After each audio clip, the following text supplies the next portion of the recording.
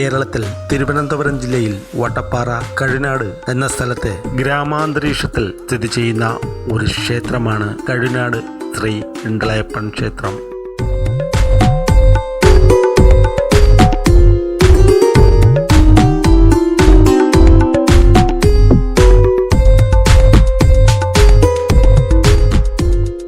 അതിപുരാതനവും സ്വയംഭൂലിംഗവുമുള്ള ക്ഷേത്രമാണിത്. മേൽക്കൂരയില്ലാത്തതും കിഴക്ക് ദർശനമായിരിക്കുന്ന ഭഗവാന്റെ മുൻവശത്തുകൂടി വലതുഭാഗത്തേക്ക് വടക്കു നിന്നും തെക്കോട്ടൊഴുകുന്ന അരുവി ഈ ക്ഷേത്രത്തിന് മുന്നിലൂടെയാണ് ഒഴുകുന്നത്.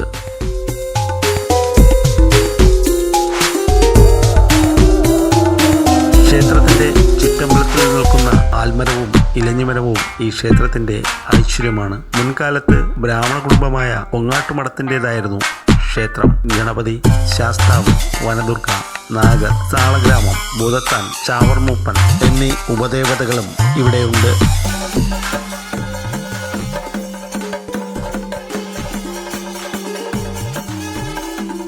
വിഷുക്കണി, രാമായണ മാസാചരണം, കർക്കിടകവാവുബലി, തിരുവോണം, വിനായക ചതുർത്ഥി, ശിവരാത്രി, മഹാനവമി, വിജയദശമി, വൃശ്ചികമാസം, മണ്ഡലകാലം എന്നിവ വിശേഷ ദിവസങ്ങളാണ്.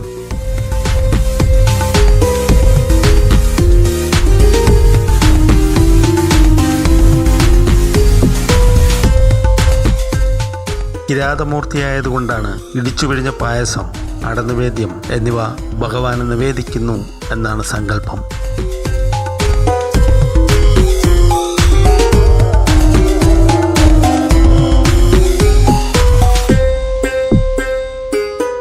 ദ്വാപരയുഗത്തിൽ പാണ്ഡവർ ചൂതുകളിയിൽ കൗരവരോട് പരാജയപ്പെട്ട് വനവാസത്തിന് പുറപ്പെട്ടു. ഈ കാലഘട്ടത്തിൽ ഭീമൻ ഹനുമാനെ തപസ്സനുഷ്ഠിക്കാനും, നകുല സഹദേവന്മാർ അശ്വിനി ദേവന്മാരെ തപസ്സനുഷ്ഠിക്കാനും, അർജുനൻ ശിവനെ തപസ്സനുഷ്ഠിക്കാനും തുടങ്ങി. യുധിഷ്ഠിരനും ദ്രൗപദിയും ഋഷിമാരെ സേവിക്കുന്നതിലും മുഴുകിയിരുന്നു. ശിവനെ തപസ്സു ചെയ്യുവാനായി അർജുനൻ വന്നിരുന്നത് കഴുനാട് എന്ന സ്ഥലത്തെന്നാണ് വിശ്വസിക്കപ്പെടുന്നത്. കിരാതനായി വന്ന് അർജുനനെ ശിവൻ പരീക്ഷിക്കുകയും ഒടുവിൽ അർജുനന് പാശുപാസ്ത്രം ശിവൻ നൽകിയതും ഇവിടെ വെച്ചെന്നാണ് ഐതിഹ്യം. അതിനാൽ കിരാതമൂർത്തിയായി ശിവൻ ഇവിടെ വാണരുളുന്നു എന്നാണ് ഭക്തജനങ്ങൾ വിശ്വസിച്ചു പോരുന്നത്. ഈ ക്ഷേത്രത്തിലെ ശിവരാത്രി മഹോത്സവം വളരെ പ്രസിദ്ധമായ ഒരു ഉത്സവമാണ്. ഈ ദിവസം ഭക്തജനങ്ങൾ ശുദ്ധിയോടെ റോഡിന്റെ ഇരുവശത്തും നിറപറയിട്ട് സാക്ഷാൽ ശ്രീ ഇണ്ടളയപ്പനെ സ്വീകരണം നൽകുന്നു. തദ്വസരത്തിൽ മനോഹരമായ കെട്ടുകാഴ്ചകളും കാണാവുന്നതാണ്.